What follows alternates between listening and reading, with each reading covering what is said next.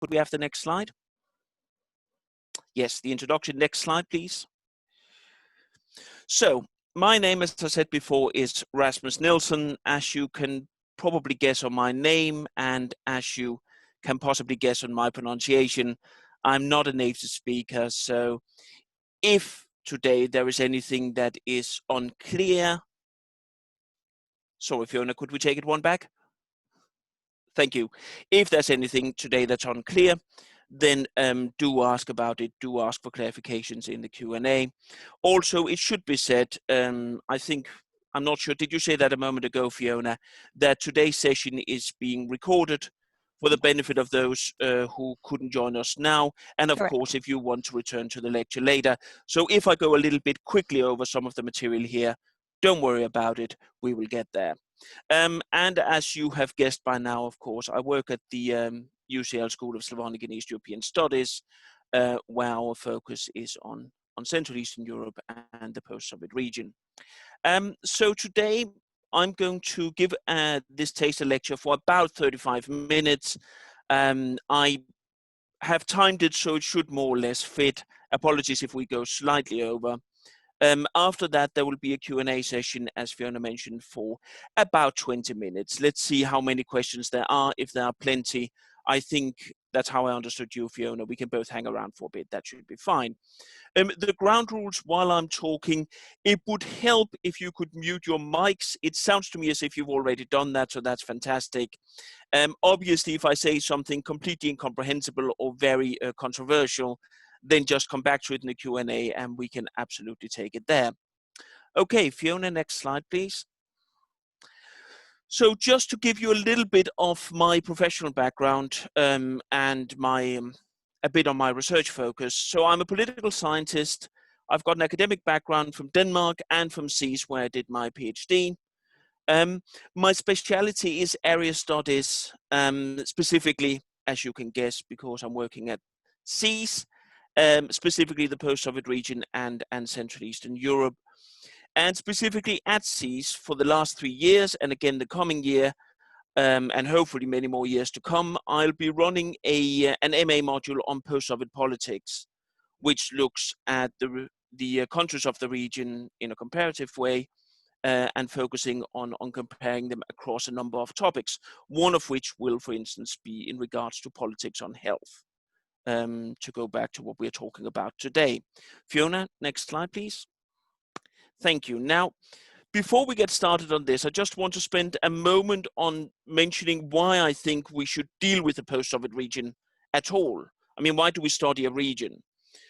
I think regional studies are hugely interesting and profitable when we look at the world, because they allow us to do what I would say are meso studies, middle range studies, if you like.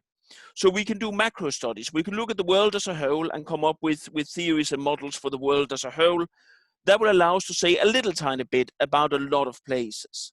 Sometimes that is useful, of course, just as sometimes it's useful to use micro studies. That is where we look at specific countries about which we can say a lot of things. But of course, the problem with micro studies is that then we can't necessarily use that to say anything about the rest of the world. Meso studies allow us, and regional studies allow us to say something about a number of countries. It allows us to begin on comparison, therefore allowing us to know each country somewhat better.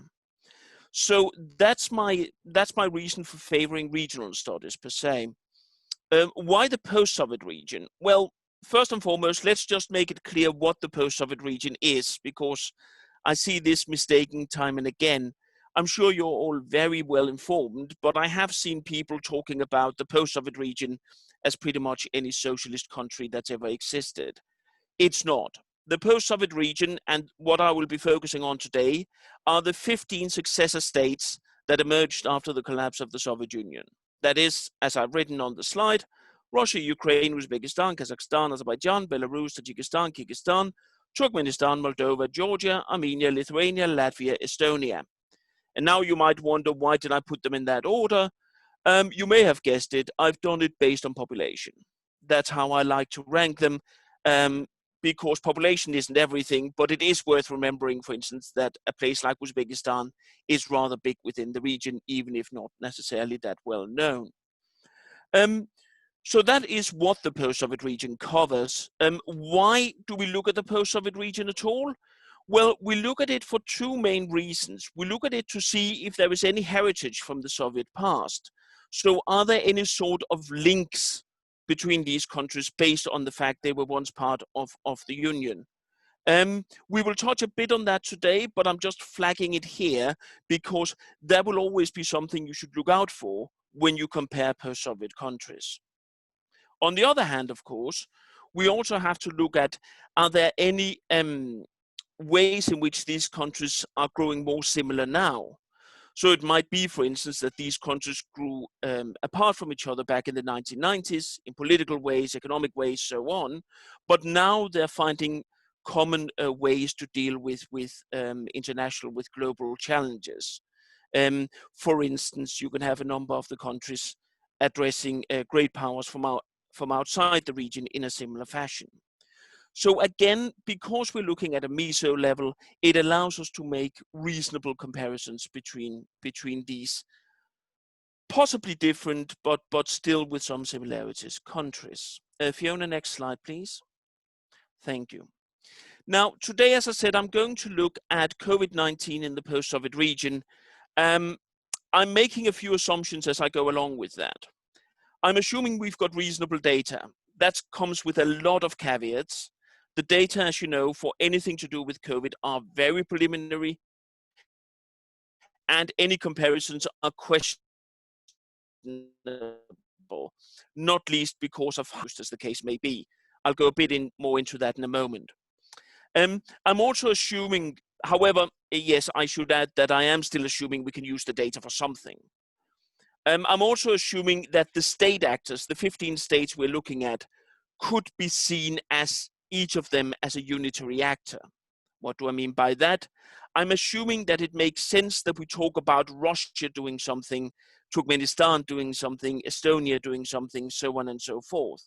You can, of course, say, well, that is nonsense. Any country has dozens and dozens of actors, which is true, but we have to simplify. We have to be parsimonious in our analysis to some extent in order to make comparisons.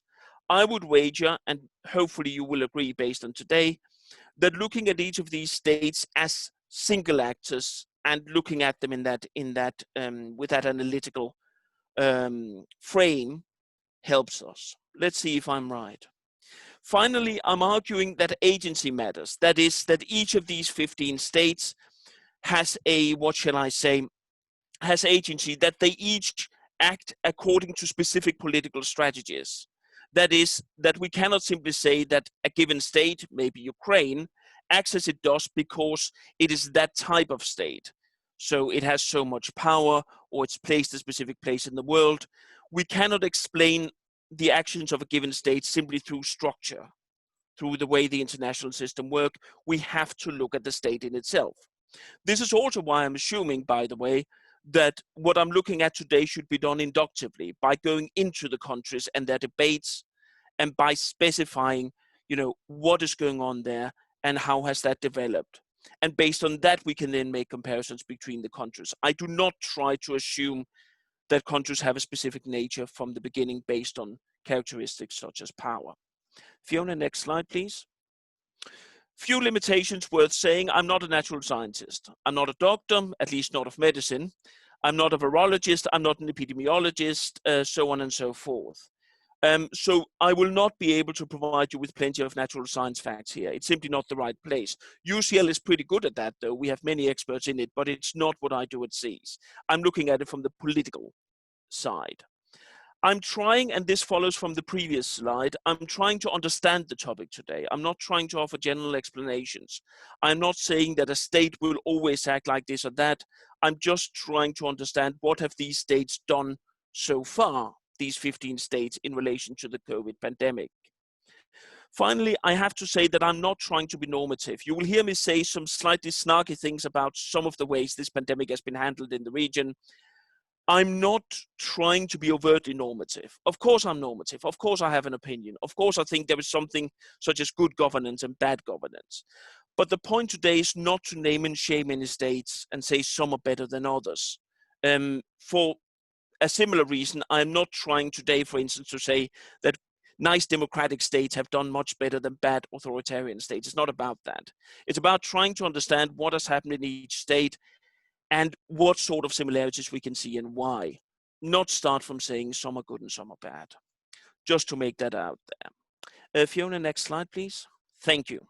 Before we get started, I just want to talk a little bit about data. I don't want to bore you with tons of tables and so on, do a lot of quantitative stuff, but I just want to put a few data on the table, not least to say that we can only say a very limited amount with the data we've got, the quantifiable data anyway. Next slide, please. So where do we find data for COVID-19? I think Worldometers works reasonably well. I'm not saying they're perfect, but I'm saying they are fairly up to date and they are quite comprehensive and, for all I can see, reasonably reliable. I've provided the hyperlink to their website here. You should be able to find almost every state in the world. We'll come back to that in a moment, because one of our 15 states is not there, which tells us quite a bit. But Worldometers helps for me. Now, I looked up the numbers for the last time yesterday, and total cases at that point around the world stood at 18.2 million. Undoubtedly, it's many, many more, but that's what's been registered. Total deaths as of yesterday stood at 691,000. That just gives us the overall idea of COVID, where we are around the world. I think you probably had a good idea about that. Next slide, please. Thank you. Now, if we look at the post-Soviet region just from quantifiable data, and we're looking at cases within the region, well, if we are to compare it, and yes, I can think of plenty of problems with comparing, I'll come back to that, but if we are to do a basic comparison, we can compare them per 1 million people.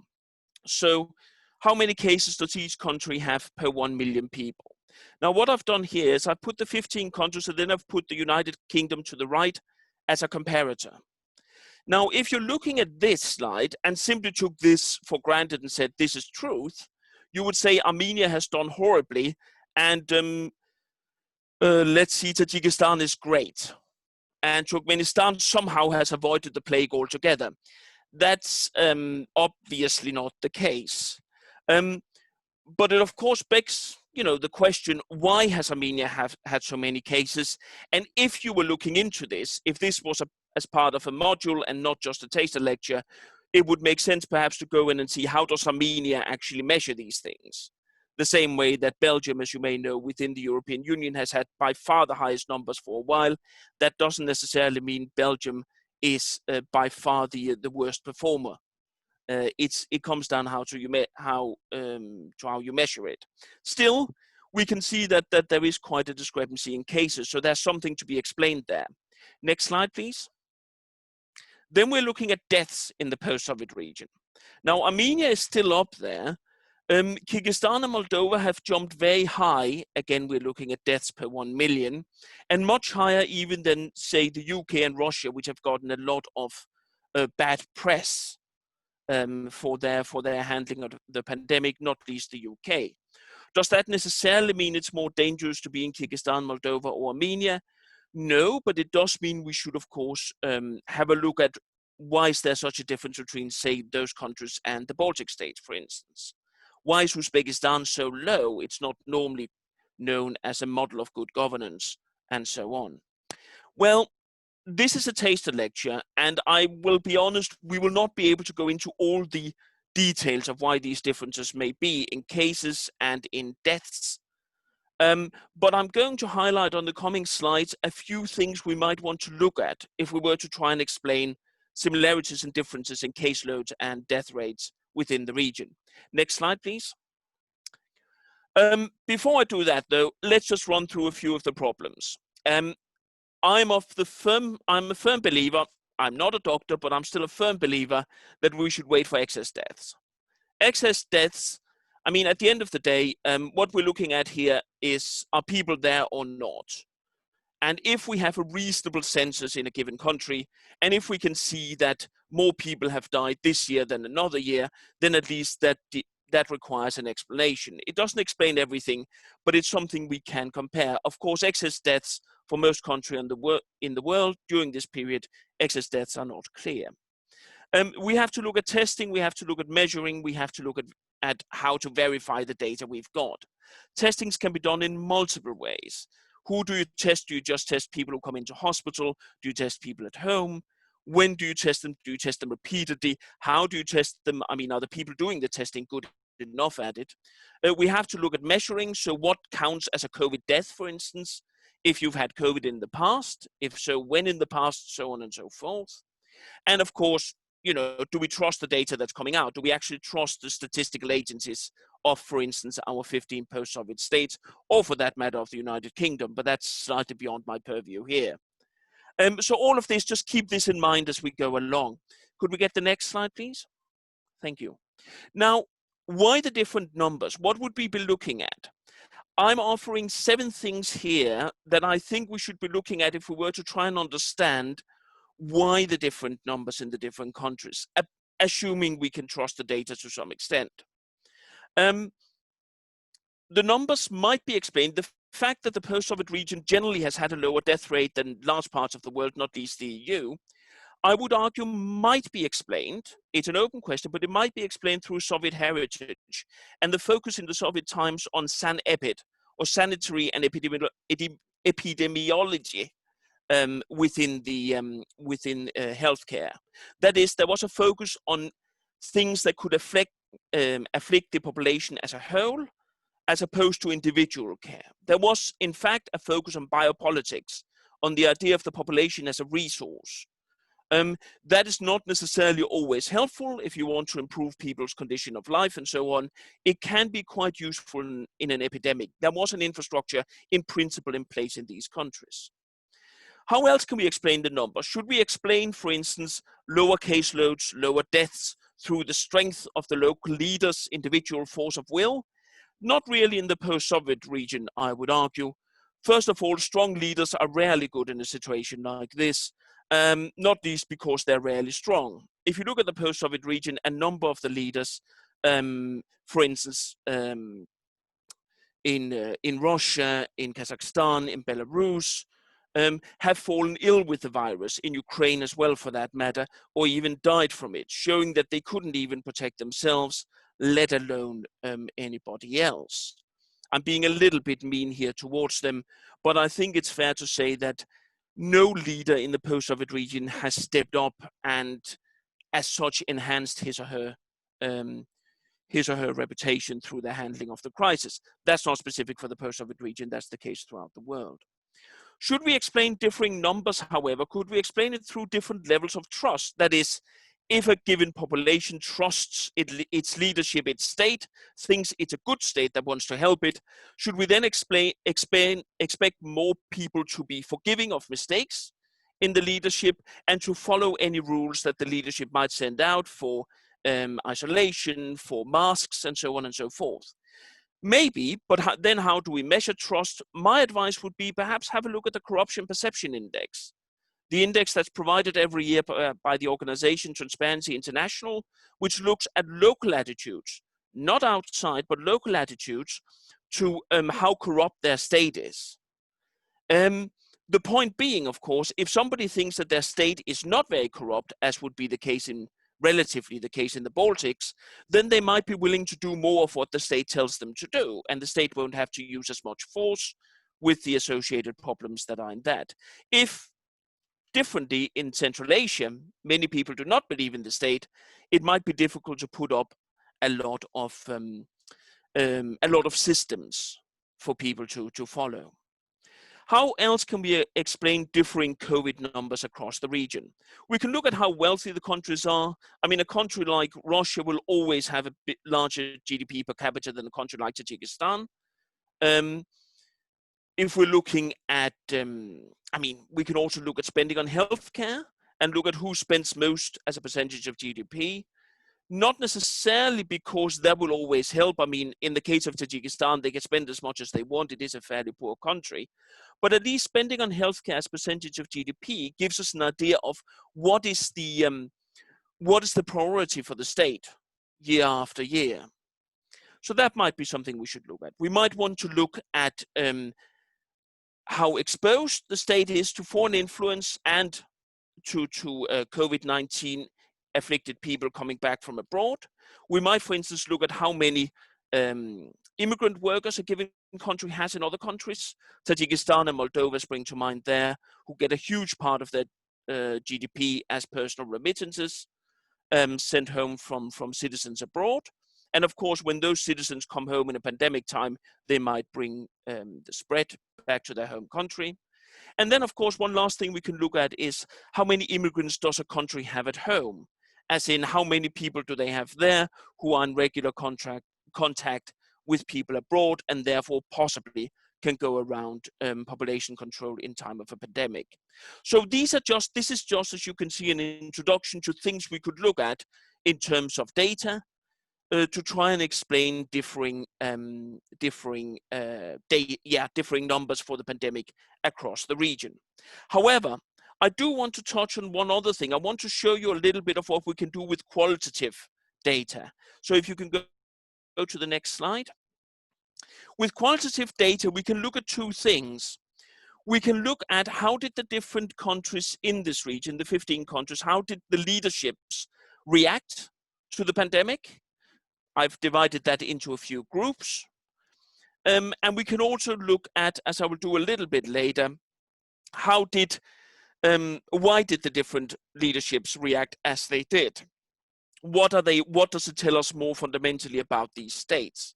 If we start by looking at the groups of reactions from these different countries, if we can get the next slide, there were some countries and some leaderships that went out and were quite transparent early on in regards to the pandemic.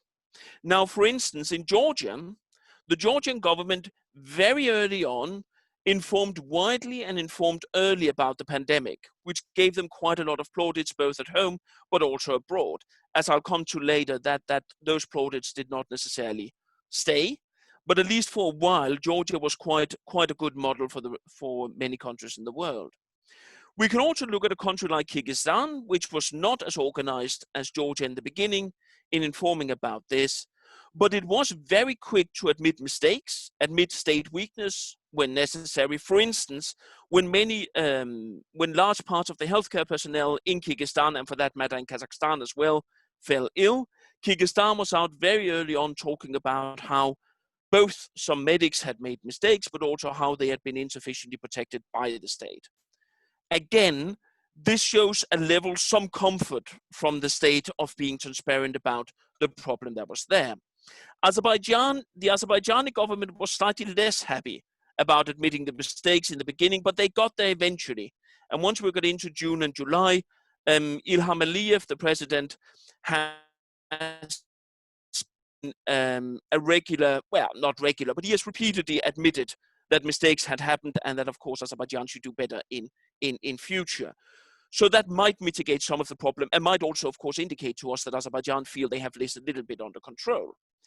Whether Russia ever had the situation under control is slightly difficult to say. And I'm perhaps pushing it a bit by saying that the Russian government was transparent in its handling of the pandemic.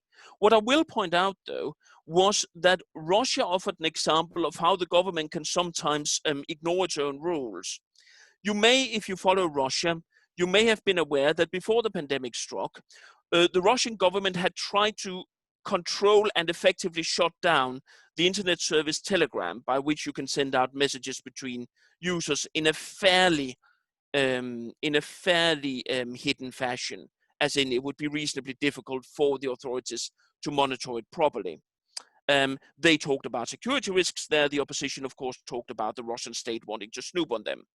However, once the pandemic hit And the state found out that it wasn't actually able to control information about people getting ill, and in fact wasn't necessarily very good at getting information out through its traditional channels, television, newspapers, and so on. It actually started not only allowing other people to put information on Telegram, but various Russian official agencies, including under the Ministry of Health, started sending out information through Telegram because it was there, people were using it, and well, it's better than nothing. Again, I'm stretching it a bit by calling it transparency, but hey ho, at least there was an attempt there, and it gives us a good example of what states can do. A last example of transparency is, of course, a country like Lithuania, but there were other countries as well who tried to place their situation in a global context. Lithuania, of course, once the crisis had abated a bit into April and into May in Lithuania, started sending aid to harder afflicted countries in Southern Europe, Spain and Italy, showing not only at home that we know there isn't a pandemic and we're exposed to it, but also that we're part of a global community. You could argue, I think there were other reasons why they did it, but you could argue, for instance, Russia did some of the same by sending aid to Italy in particular. So that also serves to heighten the focus on the pandemic and the state's role in battling that, which I would put under the headline of being reasonably transparent about the problem. Can we take the next slide? Then there were countries that sought to restrict information. Some of them were a bit cheeky. For instance, Uzbekistan back in February suddenly recalled its students from the other Central Asian countries, university students in particular, called them back to Uzbekistan without really explaining why, apart from saying that courses, university courses abroad were not of sufficient value and so on and so forth. This was at a time when the pandemic had started being noticed around the world, or the illness there was fear of a pandemic. Uzbekistan didn't talk about the pandemic as a reason for recalling the students, but obviously once COVID-19 really hit, it looked reasonably obvious that Uzbekistan wanted to close its borders as much as possible before it got really bad. You can say that is foresight, and I'll accept that, but it's also trying to minimize the information you share with your population. Whether you think that's a good or bad idea, I'll leave to you. Then there's, of course, a very popular phenomenon. I've highlighted Kazakhstan, but lots of the countries have done that around the world, where there's a talk about, there is no COVID, there is a pneumonia of some sort of unknown fashion, which just happens to kill or severely injure a lot of people. Other types of illnesses have appeared as well, but pneumonia is, and of course pneumonia does appear as a consequence of COVID, but the link should be made. Kazakhstan has tried quite a lot to lower its figures on the pneumonia, but I'm highlighting them here simply as an example thereof. There are also other countries, like for instance Armenia and Moldova, which have they've accepted that there is a COVID-19 pandemic, but they have not accepted that others should be allowed to necessarily have a say on how it should be handled. So Armenia, for instance, the Armenian government has gone out to try and challenge the opposition, preventing it from overtly criticizing the Armenian state's handling of the issue. And in Moldova, although they have been less strict towards the opposition, the army was sent on the streets very early on to try and ensure people would live up to the requirements on not being out too much, not meeting up, masks and so on. But putting the army on the street is, of course, also a way in order to keep a very close eye on what other people are doing, on what the opposition is doing, and of course making sure that you are not surprised by any opposition initiatives. And then there's the issue of the Baltics. I've highlighted Latvia. I could have looked at Estonia and Lithuania as well here, trying to control foreign information, talking about how other countries, for that read Russia, if you're looking at it from the Baltics point of view, how other countries are trying to promote disinformation about COVID-19. Now, I'm not saying that disinformation isn't being promoted, and I'm not saying that a lot of that disinformation can't come from Russia. I think it probably can. But once you start trying to control foreign information, it's a very slippery slope going from we need to stop falsehoods to we need to stop things we don't particularly like people to hear about. I'm not saying the Baltics have been too bad at that. It's just worth keeping it in mind. It is, in fact, a securitization, as the term would have it, of the pandemic, making it into something we cannot discuss, we shouldn't discuss, and only the government should look at. I'm perhaps making Latvia and the Baltics sound a little bit more sinister than they are, but it's worth keeping in mind also because, of course, in a country like the UK and large parts of Europe, we've got the same problem. There's a fear of disinformation, fair enough, but be very, very careful that only falsehoods are labeled as disinformation. Maybe that's not always been the case. Could we have the next slide? A few countries have, of course, denied there was a problem. It's not always the government's fault. I'll start with Estonia, and it's a bit mean I've put them on this slide. In Estonia, the government hasn't denied a problem. Let's be fair about that. But there has been less and less of a public interest, as we've seen in large parts of the West as well, because possibly we are coming towards, hopefully, the end of the epidemic in Estonia and the Baltics, or at least a long lull in it, but also because there was so much information available from the beginning. So Estonians have shown, if you're looking at opinion polls there, a marked decline in the interest in the pandemic, and that will, of course, lead to less talk about it. I don't see that as a huge problem, and putting it under denial is probably pushing it a bit. Belarus, however, is slightly different. You might, if any of you are football fans, you might have been following the Belarusian Football League, which for a while was one of the few in the world that was still playing. I'm not sure I quite got a Belarusian favorite team, maybe a few, but it was rather fun. Having said that, of course, I'm being very unethical here, because the reason the Belarusian government kept the streets open, kept sports going and so on, was in order really to play on that idea of Belarus as a beleaguered state, as a state that's been tested throughout time with a leader that can just tough it out, and whoever succumbs to pandemic panic is sort of a wimp. And that's not necessarily helpful if you want to avoid people dying. Belarus didn't have the worst numbers, but they still have fairly big ones. Tajikistan did a little bit of the same, but the Tajik government also talked about how isolated they were and that nothing could hit them there, and probably got rather a large pandemic until they started getting hold of it. Sometimes, of course, the denying that you were hit by a pandemic could become part of an ongoing political conflict. I refer you, for instance, to the war in Ukraine, where the Ukrainian rebels in eastern Ukraine for a long time refused any possibility of the Covid-19 pandemic in their region. That was only some dirty stuff you had on the other side of the battle lines. Turned out, no, the pandemic can actually cross battle lines, but there we are. And then, of course, we're back at my old favorite of Turkmenistan, which, as you will recall from the beginning of this lecture, doesn't have any data. Turkmenistan simply doesn't report on anything abroad. There have been repeated credible reports of people getting arrested or detained, at least in Turkmenistan, for even talking about COVID-19. That does not particularly leave me very confident that Turkmenistan has avoided the pandemic. I think, in fact, that's highly unlikely. But it does help us to get a feel for what sort of state Turkmenistan is.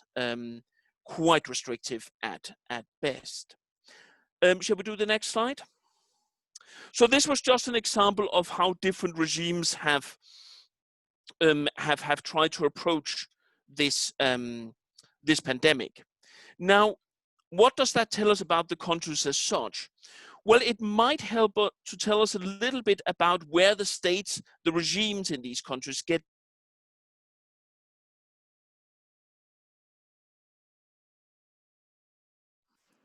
Oh, Rasmus, I think you've frozen. If you can go to the next slide. Oh. Yeah, can you hear me now? Yeah, can you go to the next? Thank you very much. Some states, of course, focus a lot on the leaders, saying that the leader is the state, if you like. Uzbekistan is a good example of that. When they couldn't any longer get away with hiding the pandemic, they then went to trying to solve it, and whenever something went wrong, the Uzbek president, Shavkat Mirziyoyev, and his people kept scolding various ministers, the mayor of Tashkent, various provinces, and so on, for not doing their job. You can also have, as I mentioned a moment ago in Belarus, you can also have a leader who says, yes, there might be a problem, eventually we can admit it, but I'm going to stand at the front, I'm going to take it head on as a general at war, and you better line up behind me. That's, of course, why Belarus ended up having a lavish Victory Day parade on 9th of May to commemorate the end of the Second World War, and at the same time spiting Russia for being too cowardly, in the Belarusian leadership's words, or thought at least, too cowardly to do the same. So you can have, again here, a state identified with a leader as the Belarusian president, Lukashenko. Then, of course, you can also have a leader who tries to present himself as the spiritual center, as a father of the nation. As we've seen, for instance, in Armenia, look at how Prime Minister and President both, actually, Pashinyan and Sargsyan, have tried to present themselves as a new spiritual center of the place, as sort of gathering the strength of the country. Symbolically, of course, they did this by canceling any attendance in the churches at Easter, apart from, as I said, politically before keeping the opposition away from the airwaves as much as they could. So, as with the Belarusian example, in Armenia, you've seen the leaders trying to push away other actors that could claim leadership in the pandemic and instead promoting themselves. Next slide, please. Of course, in some countries, we've also seen a group of leaders as identified with the state. If you're looking, for instance, in Kazakhstan, you can see that during the pandemic, there has been different leaders have been vying for control over the pandemic, and much more successfully vying for control than in Armenia or Belarus that we mentioned before.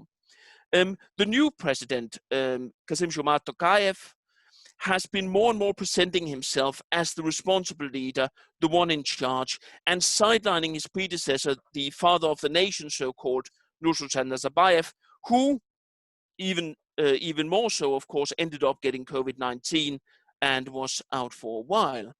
So in Kazakhstan, by default, the pandemic has created a new group of leaders, where before you only had the previous president, Nazarbayev. Then, of course, you can have provincial leaders that go in and perhaps don't want to take over the state and become identified with the state, but who do want to have control over their local areas.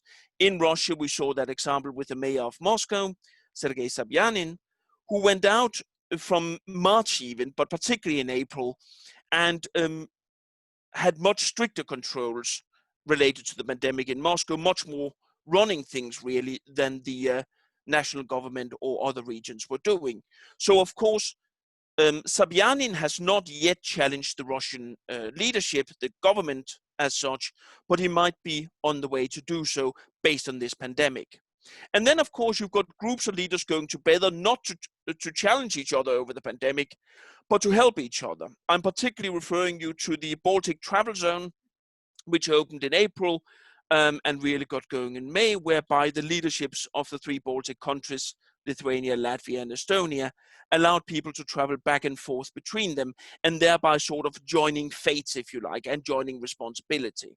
So, unlike Kazakhstan and Russia, in the Baltics, creating states where where joint leadership was in order, that was possibly that was done there. Next slide, please. You can also see, of course, some states where interest groups have taken over during the pandemic. In Georgia, you had specific businesses that were benefited through pandemic laws. It was quite interesting to see how some entertainment complexes, some supermarkets and so on in some regions, sometimes minority regions, were closed down, whereas others, of course, were benefiting from suddenly having a larger bit of the market. That might tell us something about the state of nepotism and corruption in the country. We can look at countries where some media have gained from the pandemic. In Latvia, for instance, where the government very rightly and very helpfully offered plenty of plenty of funds, or some funds at least, for media that had been stricken by the pandemic, less advertising revenue and so on. But of course, only some media got the money, and those were generally the ones, the bigger ones, and the ones that mostly followed the government's line. And then, of course, you've had interest groups who already in some countries had a very strong position. For instance, in Azerbaijan and Armenia, for that matter as well, where the militaries who have been waging a cold, sometimes hot war against each other for the last few decades in regards to the Nagorno-Karabakh region, the militaries, of course, kept getting plenty of influence and eventually were allowed on both sides. I'm not particularly going for Azerbaijan here, it's both countries, eventually were allowed to go into a fight with each other, as you might have recalled last month. Next slide, please. Of course, there are also some places where the public has had an increased role to play in regards to the or during the pandemic. You can go, for instance, to the Baltics. I've highlighted Lithuania, but you could take any of the countries and look at how some publics have responded very helpfully to this, actually. The popularity of the Lithuanian government, at least for a while, went up significantly because people felt they were being taken in on advice, there was open information, and the Lithuanian government actually promoted sensible, tough but sensible rules. Transparency again comes to the fore. The Kyrgyz government has not gained that sort of public support, that sort of benefit, but it's not for want of trying. I don't want to highlight any country, as I said, I don't want to be too normative today, but I actually think Kyrgyzstan has tried. They have sent out a number of internet-based resources through which people can, for instance, call into helplines, through which people can look at up-to-date statistics or log statistics from their area, and so on and so forth. This is quite important in a country like Kyrgyzstan, where the government has very little money and it's very difficult to travel around. So you can see here a way perhaps how the pandemic can have in some post-Soviet countries a slightly democratizing effect. And then, of course, there are some places where democratizing effects have come in through fear of the public. I've highlighted here the situation in Ukraine back in February, where the first evacuees, Ukrainian evacuees, came back from China, were airlifted into Ukraine and immediately met by protests from people who didn't want them to settle there because they feared the COVID spread. The government there had no other choice but going out and allowing the evacuees into the country, but also trying to appease the public and taking their opinion into account. Did that particularly matter for the handling of the COVID pandemic? Maybe not. Maybe that doesn't explain the differences here, but it does tell us something about, as have the previous slides, what sort of countries these are. And I think that's sort of my overall point, what I've been trying to get to throughout today.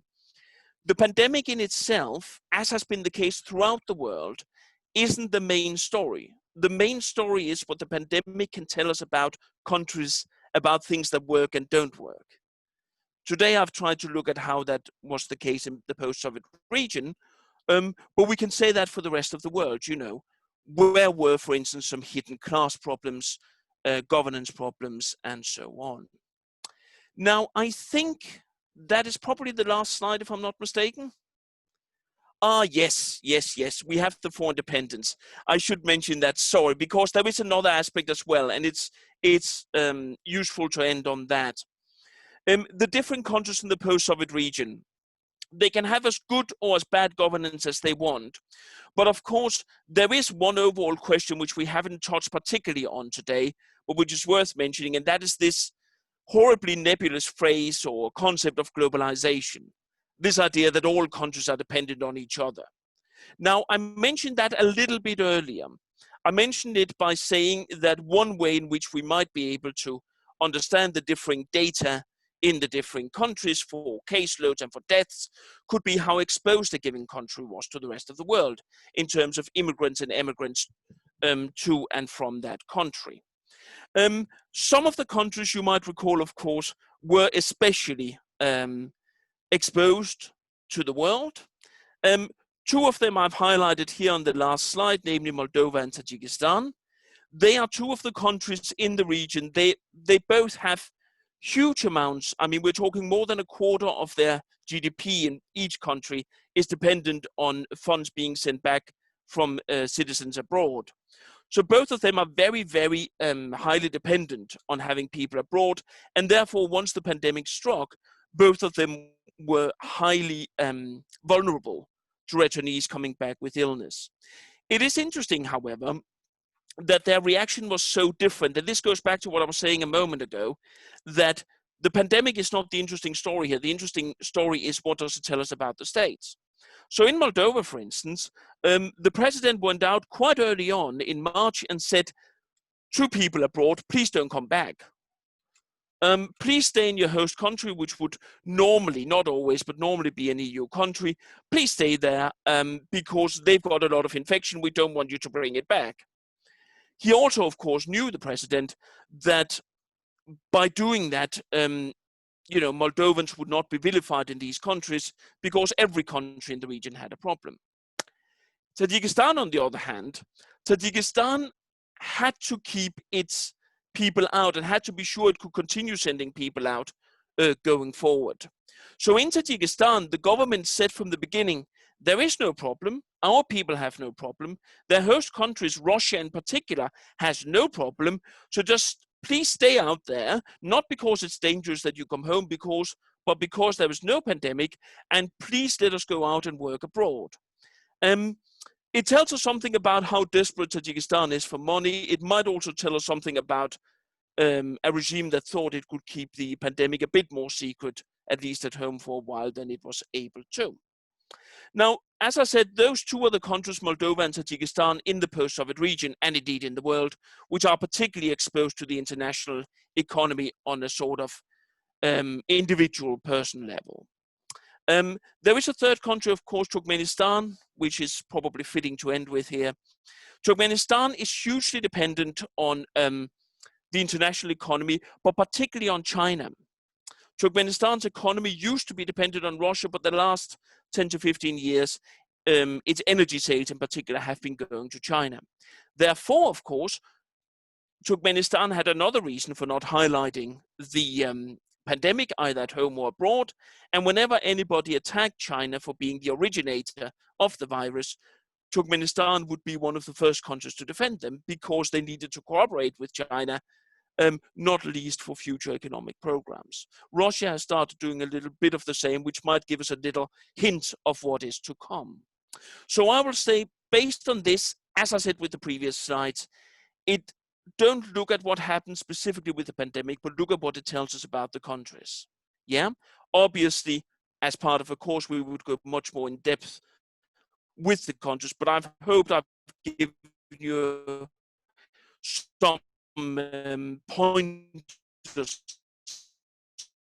on what might be interesting to look at if you decide to engage with it. I think that was correct. Yes? Hello? Am I right? That was the last slide. Yeah, that was the Fantastic. last slide. So we can now take some questions. So I can see we've got one. I don't know if you can see. Can you see that, Rasmus, or do you want me to read it? Yes. So should I read it up? Is that okay, Fiona? Yeah, I absolutely. see it here. Yeah, you go for it. So the question here is, just in case any of you can't see it, thanks very much for an interesting presentation. Well, you're welcome. If you had to be normative for a second, in very general terms, which post-Soviet state would you say has managed the pandemic most successfully? So I will, of course, I hope you forgive, I'm not going to text it, I'm going to say it. I think it depends on a few things. If we assume that by success we mean less people dead, which I think is a reasonable measurement, I think we should have, I mean, you could also look at economic impact, for instance, but I'm going to look at deaths here. You can look at the data, and then you can look at whom you trust. Now, because, I mean, if you're combining what I've talked about today, so combining both the quantitative data I offered earlier on, but also the qualitative data I discussed on which countries were trying to hide and so on, it might well be that the official data for deaths are lowest in Central Asia, particularly Uzbekistan, Tajikistan, Turkmenistan, if you will, but I don't necessarily believe those. And with that caveat in mind, I would say that the Baltic states have actually handled it quite well. I would also say that I think, despite some caseload, I think Georgia handled it reasonably well as well. And I am less critical of the Russian government in this than I would be on them on so many other things. I think Russia actually, to some extent, used its quite large amount of financial firepower to try and get a bit of hold on this. They didn't always succeed. They made plenty of mistakes, and there are lots of things in Russian governance that simply don't work. But I actually think that the government, and particularly some regions, notably Moscow, but a few others, actually did what they could. So I would give them a little bit of applause normally, because frankly, normally I'm quite critical. So I think I'll give them a little bit of a thumbs up here. So I've got chat and I've got Q&As. Yeah, do you want to start with the chat? If people can put questions in the Q&A, that would be great. But as we've got one in the chat, let's do that one, and then we'll go to the Q&As. Yes. And just to add to what Fiona's saying, it's not that we've got an issue with the chat, it's just it's easier if it's one place, because I'm very worried otherwise I might miss it. You're asking me, are you currently working on any research projects related to this presentation?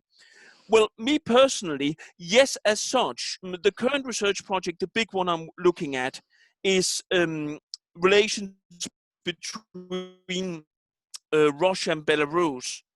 I've got a few minor things in as well, but that's the big one right now. As part of that, because I'm running it up till this year, I'm also looking at the whole idea of Russia as the big brother, as the more capable state, and so on and so forth.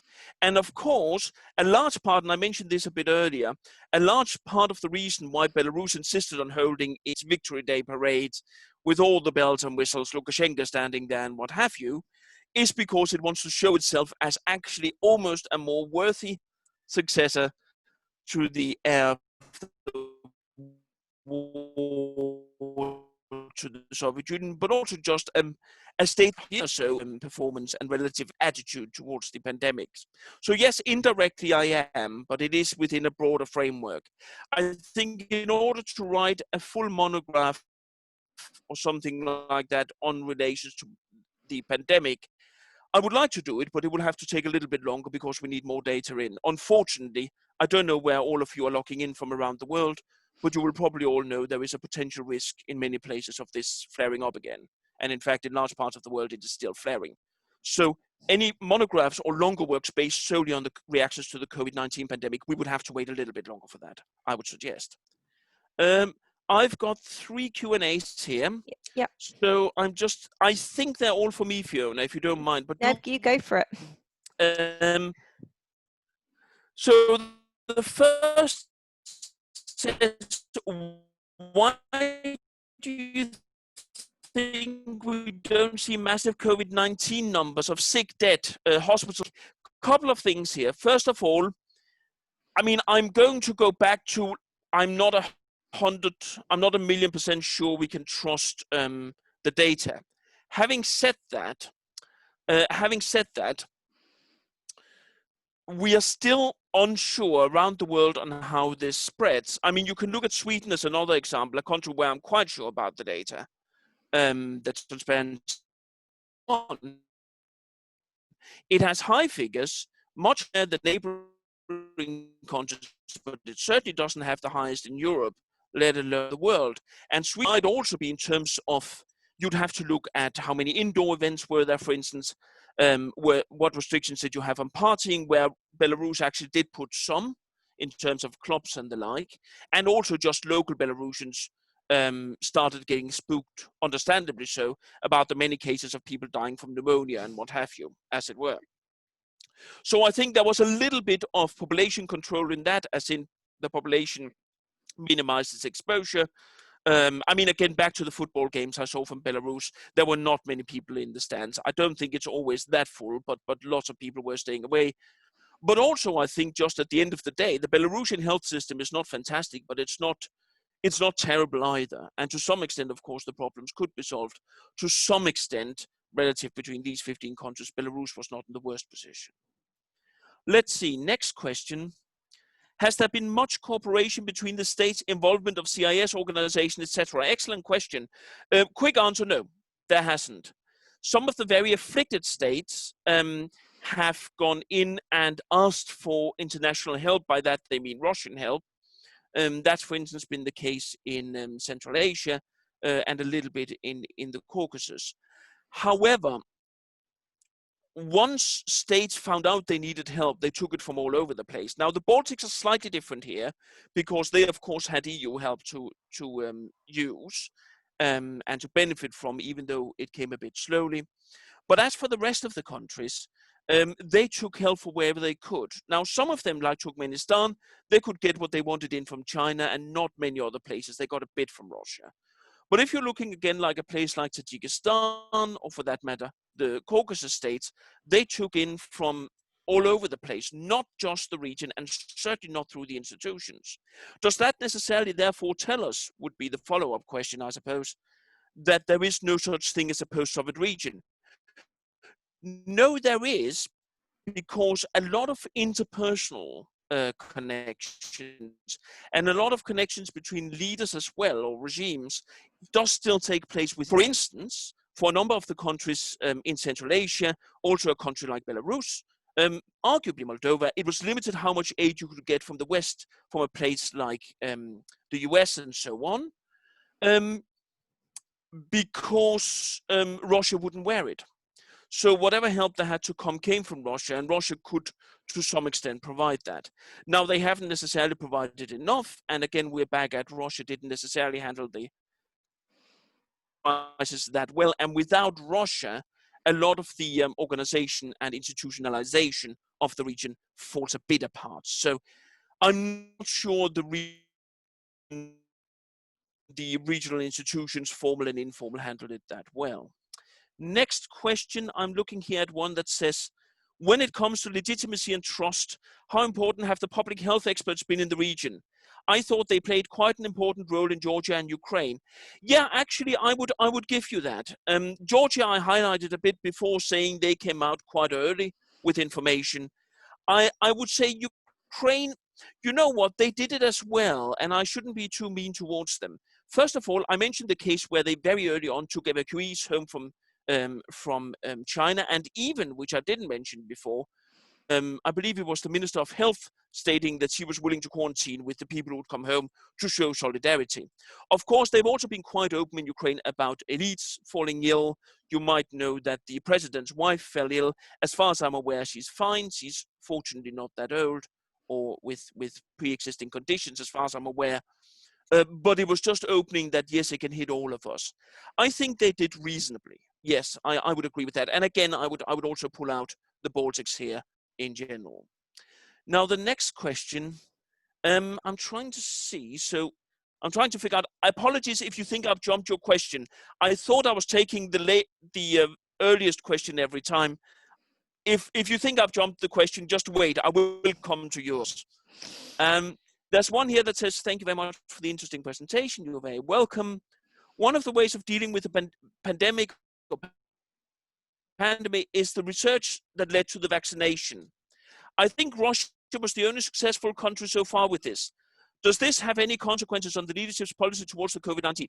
Now, if Russia is arguing officially now that they've got a vaccine they're ready to send out to people left, right, and center. If that is the case, if they can send all of this out, then they will, of course, the government will obviously benefit immensely, both domestically and abroad. Now, there are a lot of caveats here. Caveat one, we haven't seen the vaccine work. Caveat two, the vaccine, to my knowledge, has not gone through the testing it would normally have to. There could be side effects. Doesn't have to be, but there could be. The population in Russia is buying it. Look at the huge local protests that have in eastern Russia, not directly related to COVID-19, I appreciate, but related to a local mistrust to the government. You can also, of course, notice, which I found very interesting, that in Russia, President Putin tried to take quite a discrete role in a large part of the crisis, instead letting regional leaders and some ministers take hold.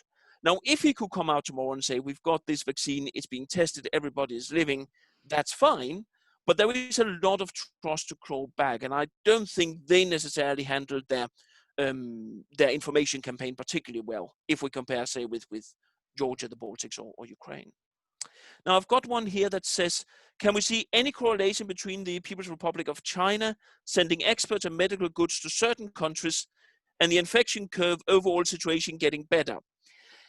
I mean, it's a good question for which I don't have a full answer or a long answer. However, first problem, we would need to be able to trust the data. And as I mentioned before, one country that has become very dependent on Chinese aid is Turkmenistan, for which we have no reliable data. That's not China's fault. It's just very difficult to measure. I would say on the whole, I would expect that if China wanted to make a difference, it probably could. I will say, however, we know a few countries with reasonable data where we got what's the word, Chinese help. Serbia springs to mind, for instance, and where China sent in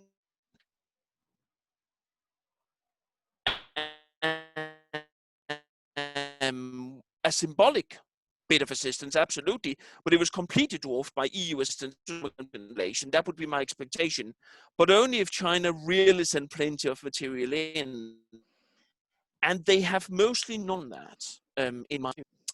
Here's a question on what's your opinion on the notion that some governments are using the COVID-19 pandemic as a way to gain significant influence, dominance, and control over the citizens? Is it a possibility that the stated COVID numbers may not be pragmatic? Not 100% sure what you mean by pragmatic. If you mean reliable, I think yes, absolutely. The numbers could be questionable, either because the data has been processed in a way that is very good, as for instance in some of the less wealthy countries, but also be because some states have an interest in either underplaying the problem, Turkmenistan springs to mind again here, or overplaying the problem, which is sort of implicit in your question, i.e. trying to say there's a big crisis, only we can handle it. I would argue that that was what was done a little bit in places such as, well, I might highlight Russia there. I might also to some extent highlight a place like Latvia a little bit and so on, Armenia for sure. The problem with the pandemic, however, is that, COVID, like any pandemic, does need joint activity. Very often, a state isn't big enough to handle it. Sub-actors within the state are certainly not big either. So when do we go from a state being repressive and using it as an excuse to repress its population, and a state actually just trying to manage the situation as best it can? It's very difficult to say. I think what you would look at there, that's probably the best answer I can give. What you should look at, you should not look at what a given state did in relation to the pandemic. I mean, I know I highlighted Moldova putting its army on the streets in order to make sure people complied with regulations. But the problem is not what you do in regards to the pandemic, because you can make an argument that preventing people from dying is a security matter and something the state should deal with. What you can look at is what other things are the state trying to do, which have nothing to do with the pandemic, but which it's sneaking through under the radar, so to speak. If I can jump outside the post-Soviet region for a moment to give you what I think is a very good example of that, look at Hungary. Hungary put in new rules which were quite hierarchical, as in the government got a lot of emergency powers. And you can say that's fair enough if you're combating a pandemic, and Hungary overall did reasonably well in that. But one of the laws that was carried through in Hungary as part of these emergency measures was to reduce significantly rights for transgender people. That has nothing to do with the pandemic whatsoever. You can see what, by the way, a neighboring country, Poland, did, not quite neighboring, but close enough, did in trying to push through an election while the pandemic was still raging. Eventually didn't do it, but again, had nothing to do with the pandemic. So my answer is don't look at what powers they take to deal with the pandemic. Look at what they're otherwise doing with those power. Look at the news that they try to bury, so to speak. Now, here's a good question. Again, and I must say all the questions so far I found very useful, so thank you for that. This one is, what is the uniqueness of this area? It is different from other countries or regions in the world, because I think what you said in your speech can summarize most countries in the world. Now, that's of course slightly unfortunate, because I was supposed to highlight the specifics of the post-Soviet region. I will say, however, the uniqueness of this area on the whole is that there are some, as I said in the beginning of today, there are some common legacies. For instance, the ability to deal with epidemics based on an infrastructure that's in place, the SAN-EPID idea.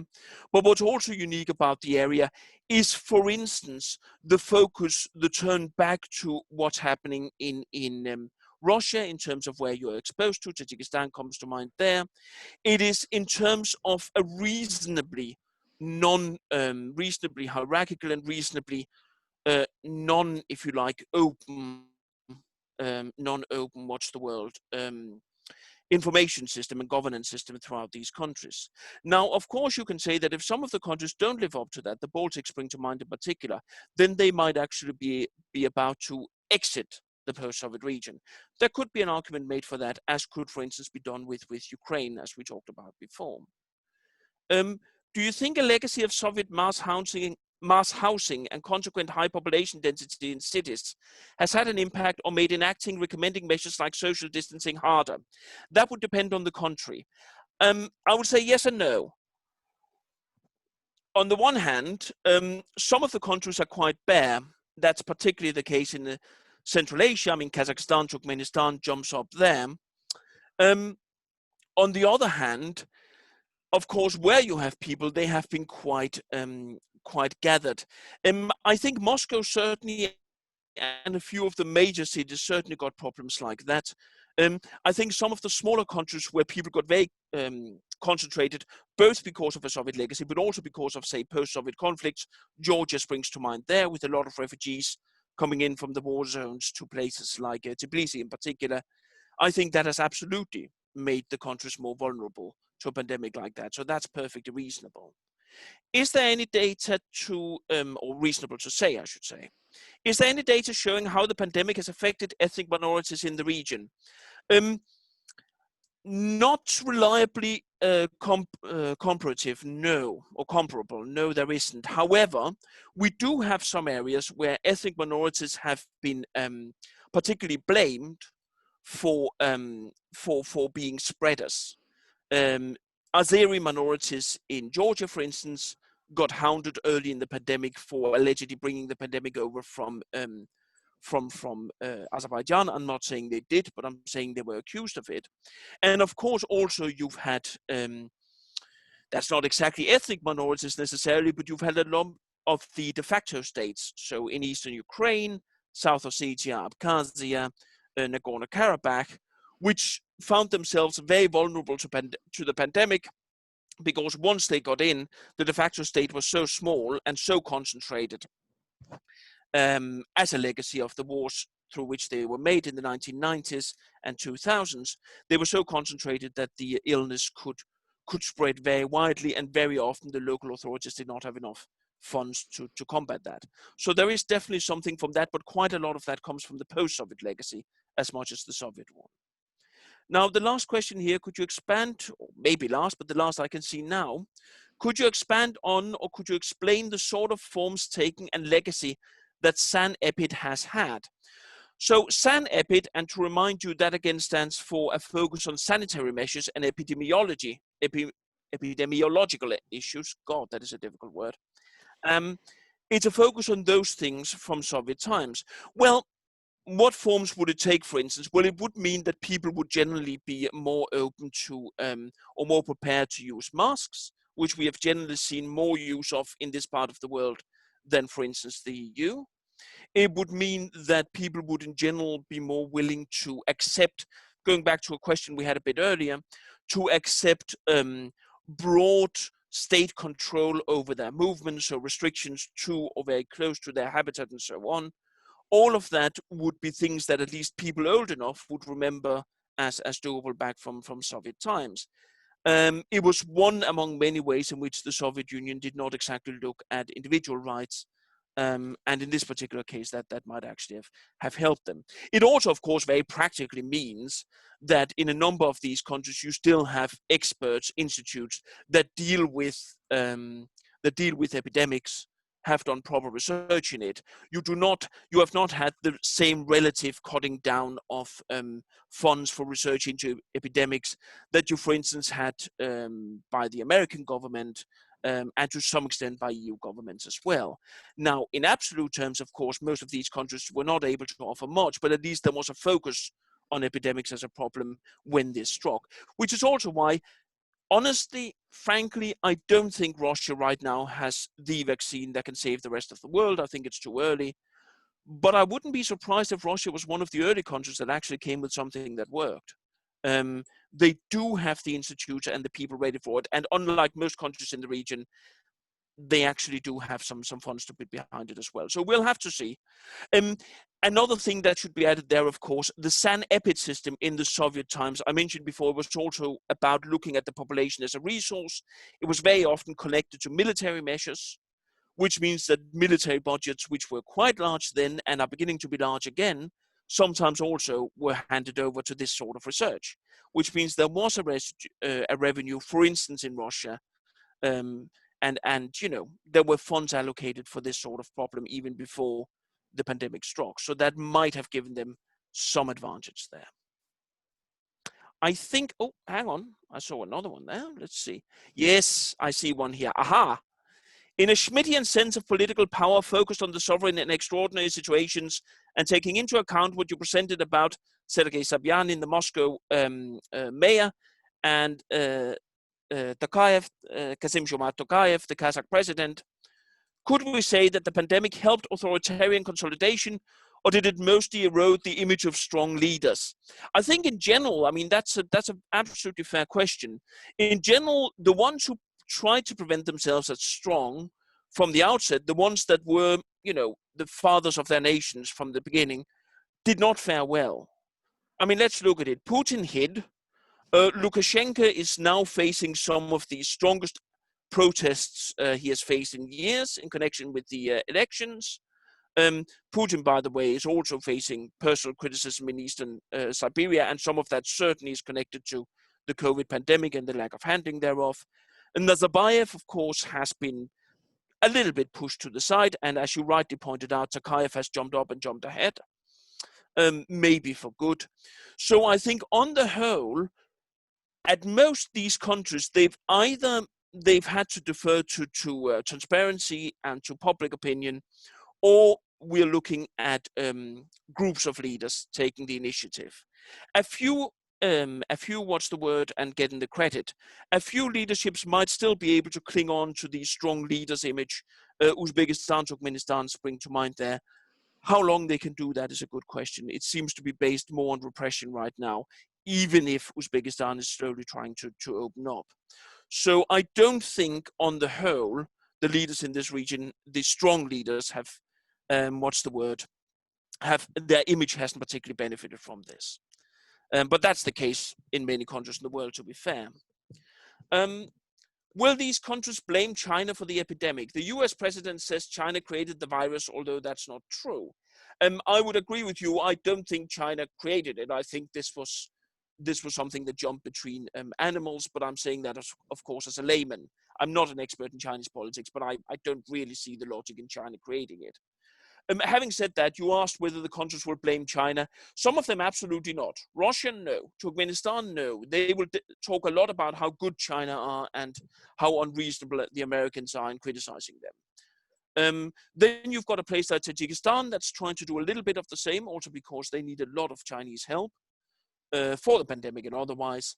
Kazakhstan has ended up in huge fights with China over potential territorial disagreements.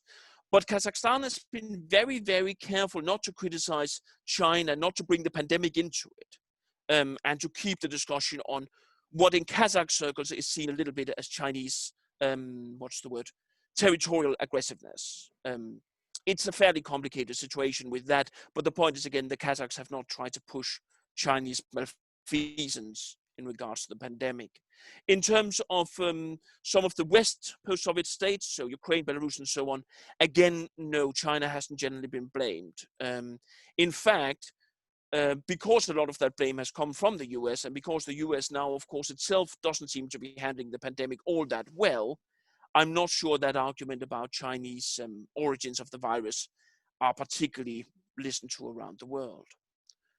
Do you agree that media, especially international media, should play an important role, I'm assuming it's important role, in pandemic control?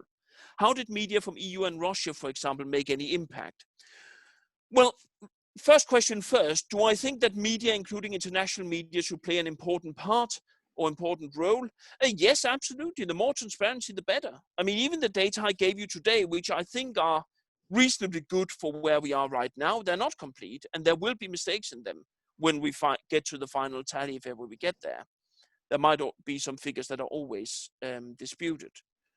I think what you should be looking out for in a media in order to see whether it's useful is to see if that media is willing to accept mistakes, i.e. we said something about, say, the pandemic last month or last week. It turns out actually the information, the analysis we gave was based on incomplete information. So you should know that we are now updating it. We did it in good faith and so on. Lots of media are not willing to do that. And when they're not willing to do that, you should be careful. But any media that's willing to engage in open discussion and say, we analyze this based on the data, but we're willing to, to be corrected if need be, yes, they have a huge role to play. Absolutely. Did EU and did Russian media, what role did they play? I mean, post-Soviet media in general did not fare enormously well in this. And that's also why the internet has come so much into function. I mean, look again at Russia, as I said, where the telegram service got a sort of lease of life because the authorities understood that actually standard media simply didn't reach enough people. Or look, for instance, at a place like Kyrgyzstan, where the authorities knew that, well, you have to go out to large parts of a very disparate, geographically very difficult country, lots of isolated cities and so on. And therefore, let's use the internet and let's use the public to provide user-generated knowledge, citizen journalism, if you like. That might also be very much the way forward in order to maximize information about something like this. Now, Fiona, I'm looking at it and I don't see anything else coming up. And looking at the time, I actually can't see the time, but I think we've got a bit past. 20 past 4. Right. So yeah, I can't see any other questions either. So I think we'll wrap it up there. Yes. So thank you everybody for coming today, and thank you Rasmus for hosting. That was really interesting. I certainly learned lots. I hope everybody else did too. If you've got any more questions that you can think of afterwards, feel free to email us through to the admissions inbox, and then we can, or you can email Rasmus directly with any specific questions. Would that be okay? You are very welcome to email me. Fiona, would you be able to put my my email address in what you possibly send out? Absolutely, yep. So we'll send, I'll put something in the chat now so you can all find it, and including the admissions email address. So if you've got any questions about that too, you can fantastic. You can contact us. But yeah, I hope you all found that useful. Thank you very much, and yeah, I hope you enjoyed it. Thank you very much to all of you, and I very much hope to see you at CEAS before long. Let me. Yeah. One quick thing, Fiona, before we leave, if you don't mind. Yeah, let me just stop the recording. Hang on. Yeah.